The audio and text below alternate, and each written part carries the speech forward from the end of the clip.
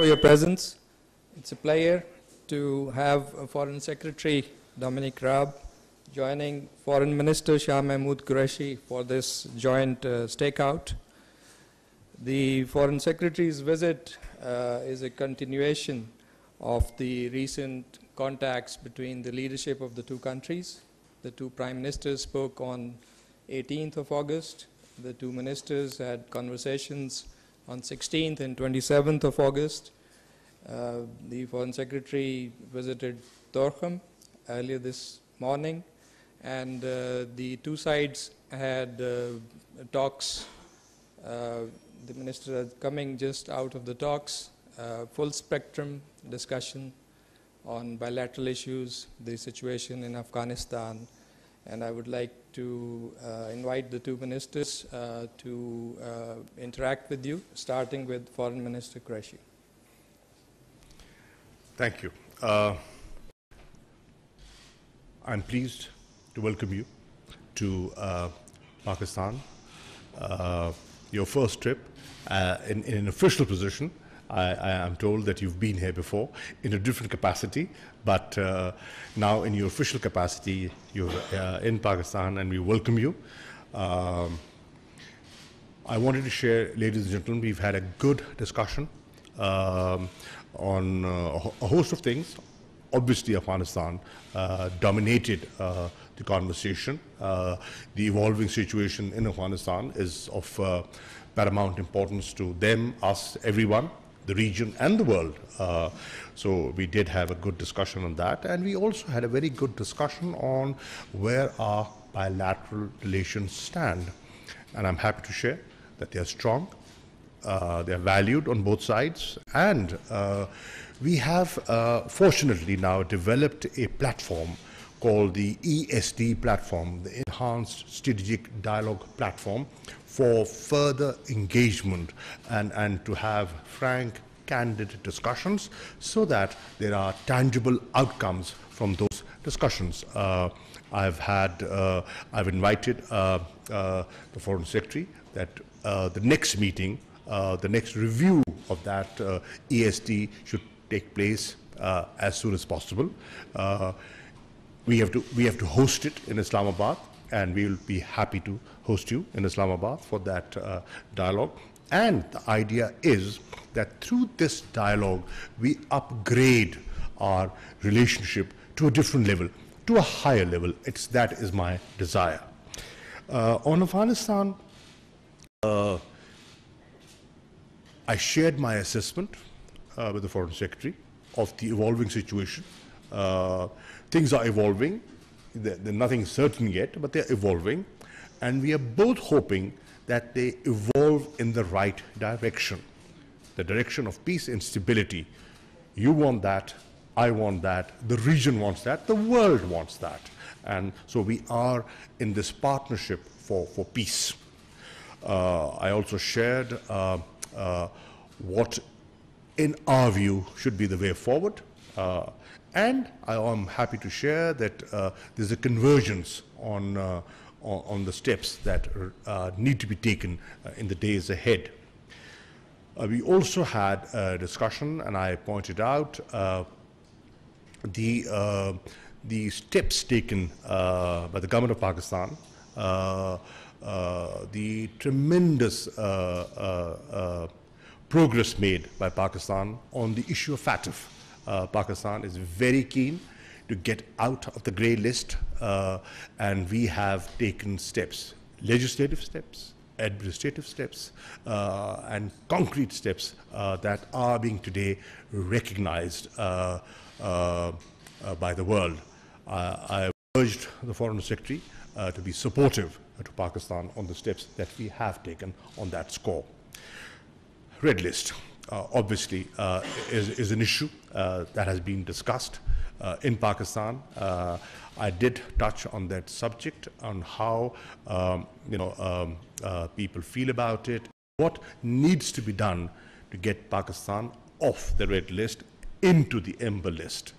And I'm happy that there is a meeting at the technical level that has been arranged on Monday. Dr. Faisal Sultan, will be representing Pakistan and putting forward Pakistan's point of view. And I've also suggested a number of steps that can be taken, that make both sides comfortable on how to deal and how to overcome this challenge and how to get Pakistan into the amber list. On the whole, it was a frank, candid discussion, and thank you for coming. Thank you very much. Well, first of all, can I say what a pleasure it is to be here in Pakistan, to have a very good, constructive, cordial meeting with His Excellency Foreign Minister Qureshi, both on Afghanistan but also the opportunities for the bilateral relationship, and I look forward to seeing the Prime Minister later on today. The bedrock, the basis of the UK-Pakistan relationship is very strong, and like His Excellency, the UK has desire, the will, and to take it to the next level. We also have very clear and shared interests in the future of Afghanistan. After the Kabul airlift, we evacuated over 15,000 people to the UK, which was unprecedented for modern times, certainly for the UK. And we're working together to continue the secure, safe passage for those who haven't yet made it out of Afghanistan, whether they're British nationals or indeed those who have worked for us. It was important to have the opportunity, and I'm very grateful to the government for making this possible, to go up to Torkham to see for myself the situation on the ground and talk to people on the ground and really understand it at that level. As for the UK, we're very mindful of the situation for Afghanistan's neighbours. We will be shouldering our humanitarian responsibilities. We've increased our aid budget for Afghanistan this year to £286 million, and we will also be supporting those countries who face the greatest demands for those who may be displaced in the weeks ahead. We've also sent a team, a 15-person rapid deployment team to the region as a whole to make sure that we can help with the logistics, the practical arrangements that we also discussed for allowing people safely and securely to cross borders if it's into third countries to get back to the UK. And of course that's a way of easing the burden on some of Afghanistan's neighbours. I'm also pleased to announce that today we're releasing the first tranche of that extra aid money that I mentioned. We are sending up to £30 million of life-saving support to Afghanistan's neighbours, and that will include Pakistan, so that there is the money to provide the basics, the shelter, the household necessities, the sanitation for those who come across the border. We recognise this problem. We want to be part of the solution with such a key partner. We also stand by our commitments for Afghanistan's future, and I think there are a number of priorities that we discussed today. The humanitarian lifeline, preserving regional stability, holding the Taliban to the assurances that they've made, making sure that deeds follow words, and of course making sure that Afghanistan cannot be used and will not be used as a base or a safe haven for terrorist groups in the future.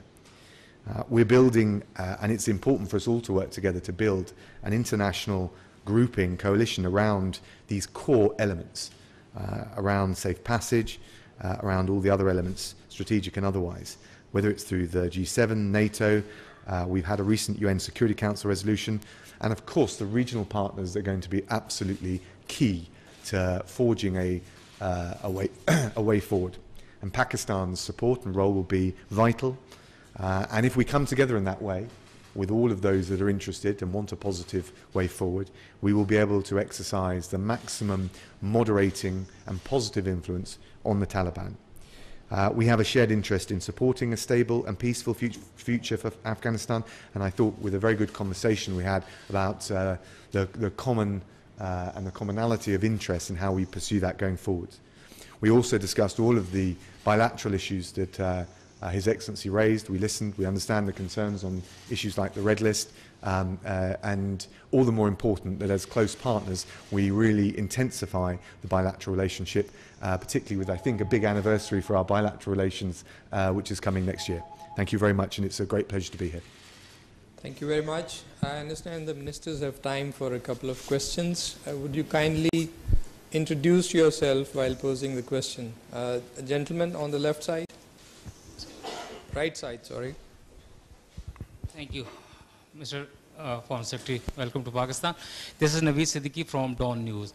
I have a question regarding the red list. In the backdrop of red list decision, the relationship between Pakistan and the UK seems to be strained. Even the people of Pakistan are very much annoyed with this biased decision of the British government.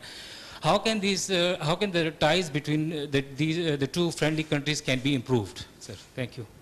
Well, thank you. Look, I totally understand the impact it has on both Pakistani and British nationals. Our community is one of the great things about our relationship. It's built on the very personal relations by the diaspora in this country and the British Pakistani diaspora in the UK. So these things are important.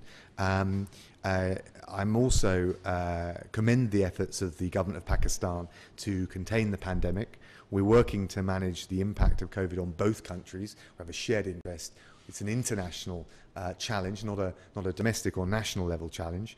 So we do understand that this is a sensitive issue and a difficult issue. We base our decisions on the technical evidence, the scientific basis, and I understand that that's often contested, which is all the more reason why it's, I think, good that the Pakistan's Special Advisor to Prime Minister Khan, Dr.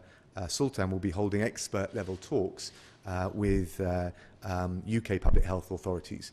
We want to find a way through. No one wants Pakistan off the red list more than I do, but we take these decisions at a technical level, and I think the smart thing for us to do is work together to enable that to happen as soon as safely and responsibly can be done. There's a request from the center, the lady in the middle. Hello, Nicola Karim from the BBC.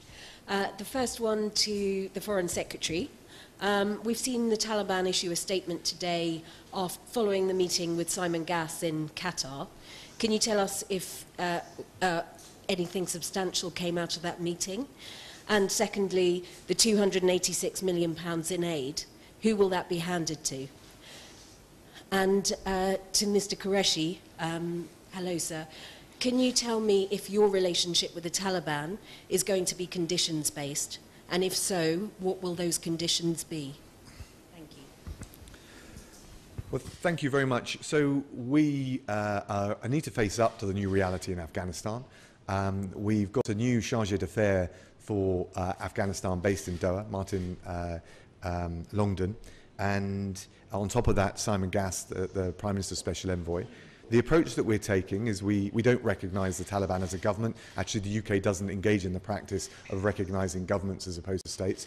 But we do see the importance of being able to engage and have a direct line of communication.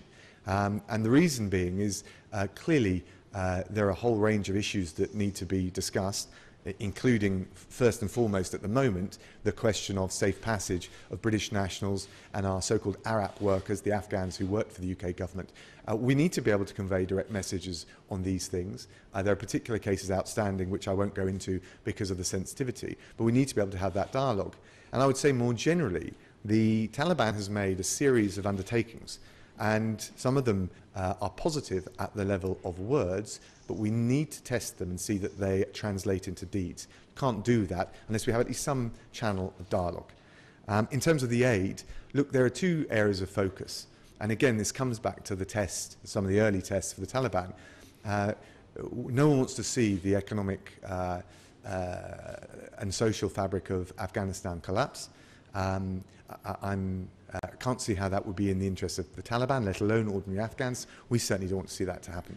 So we would be willing not to fund aid via the Taliban, but through the humanitarian organisations that operate inside Afghanistan. For that to happen, there needs to be a safe and secure environment. So again, that's an early test for the Taliban.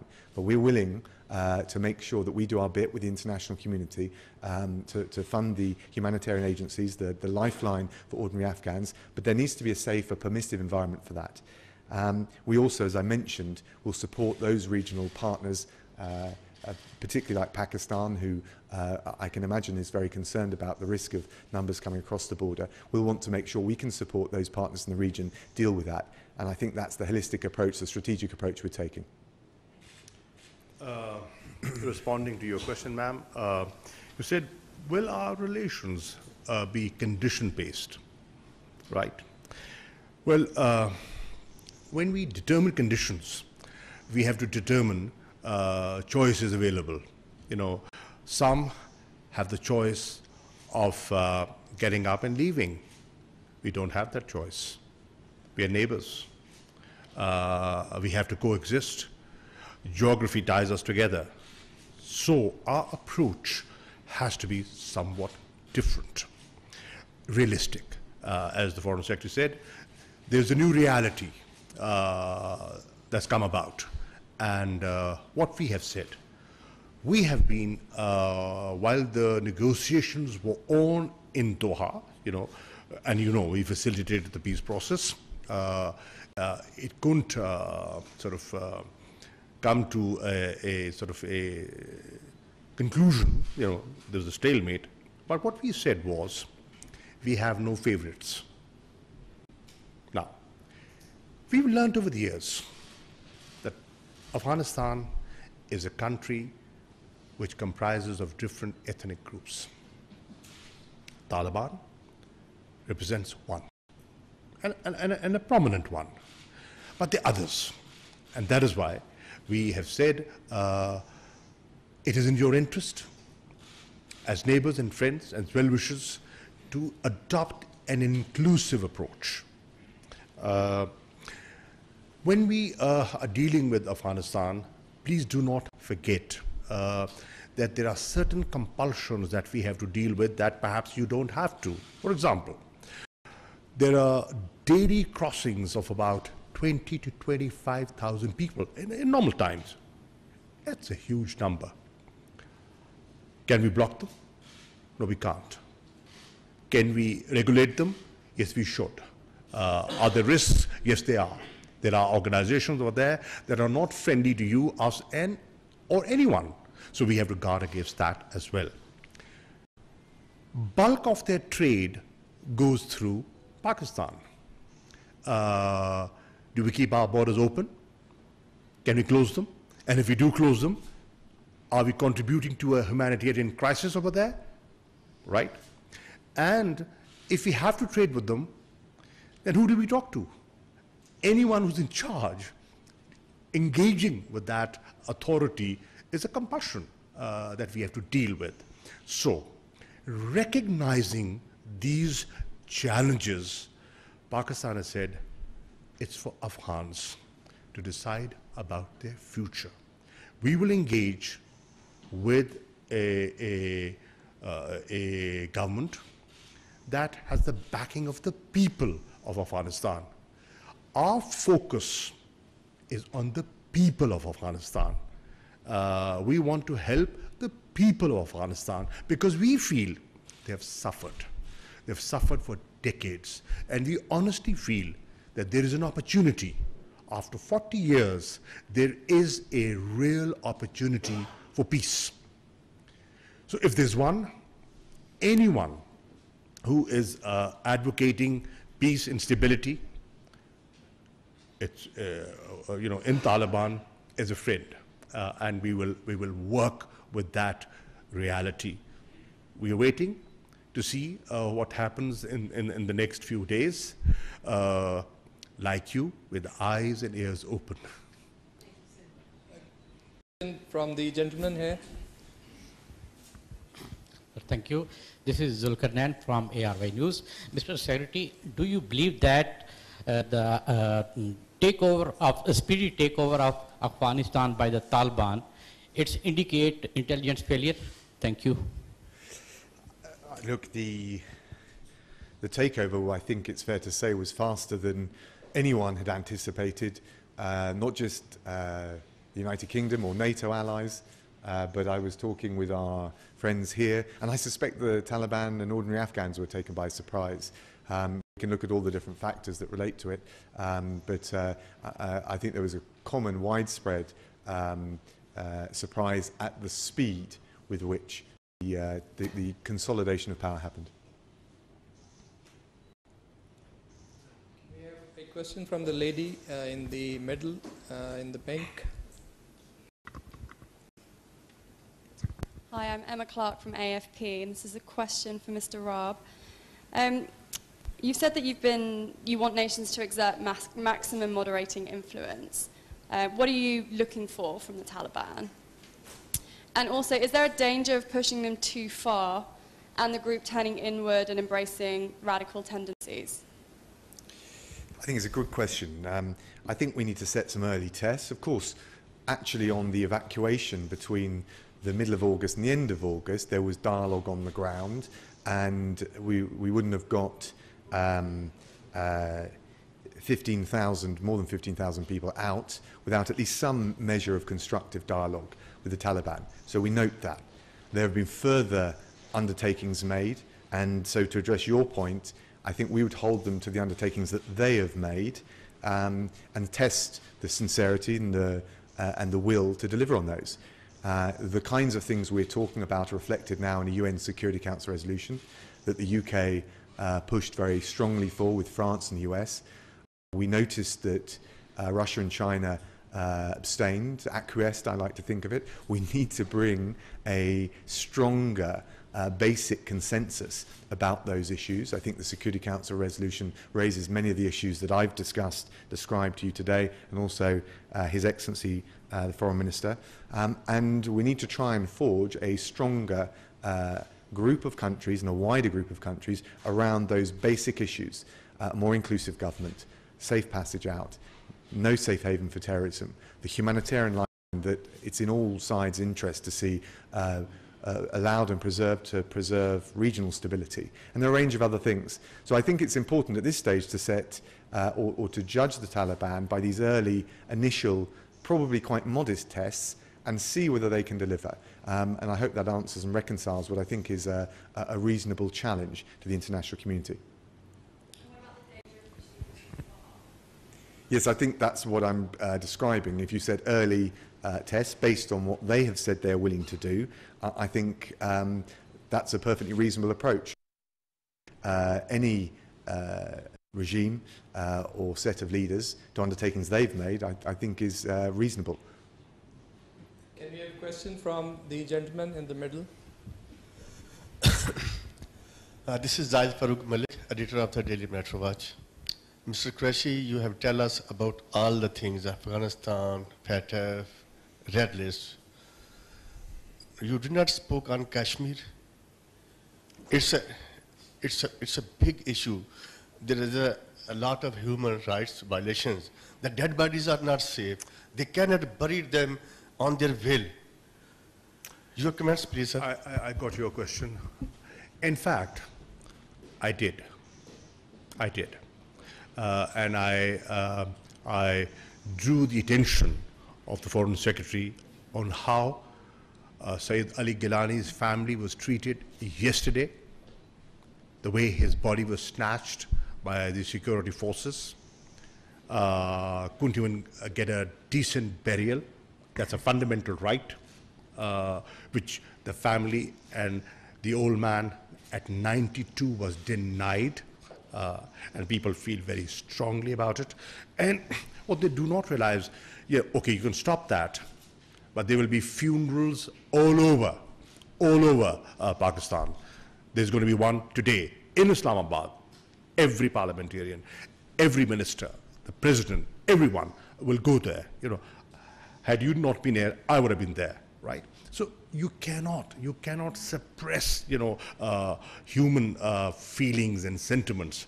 So I did talk about that.